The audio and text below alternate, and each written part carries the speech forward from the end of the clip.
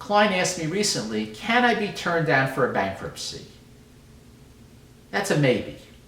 If you answer all the questions honestly and you provide all the documents to your lawyer and the lawyer prepares the petition and you fill it out and you sign it and everything is done in an honest manner and everything's fully disclosed, the petition goes to court. You have to go to court for a hearing with a trustee to ask questions.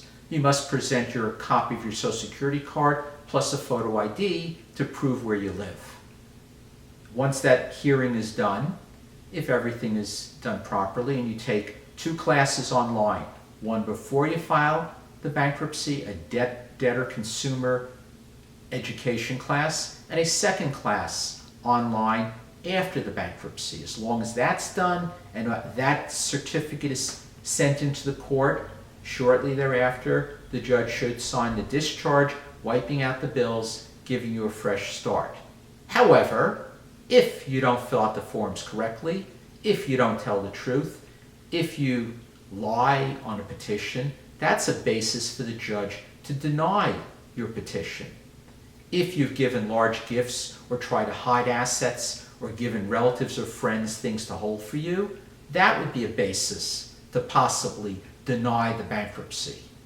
But if you go through the statement of financial affairs carefully with your lawyer, answer the questions honestly, have an experienced lawyer make sure that you qualify, once the bankruptcy is filed, it should go through very simply and without a problem.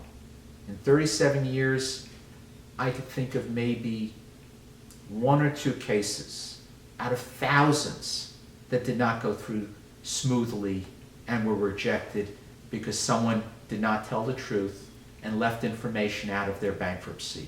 In one case, we had a situation where a woman had an accident case, did not tell me about it, did not put it on the petition.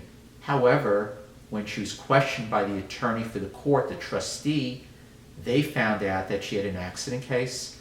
Her accident lawyer told her not to mention it in the bankruptcy. The accident lawyer knew she was filing a bankruptcy, but once that was disclosed, the court went after her accident lawyer to get money back because it was not listed on the bankruptcy, it wasn't disclosed properly, and the irony was, if she would have listed the accident case in the bankruptcy, we could have exempted and allowed her to keep all of the money.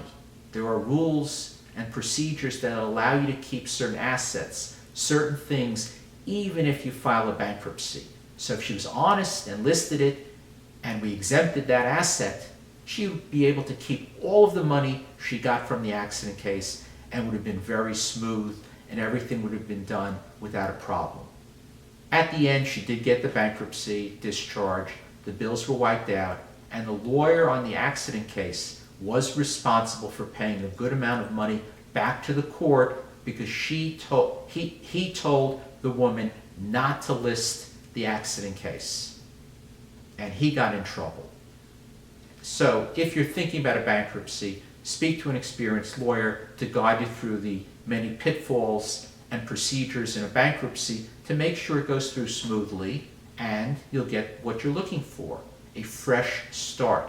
Get rid of your old bills, get the bills wiped out, and start over again fresh. Good luck. Give me a call if you have any questions. Glad to help you.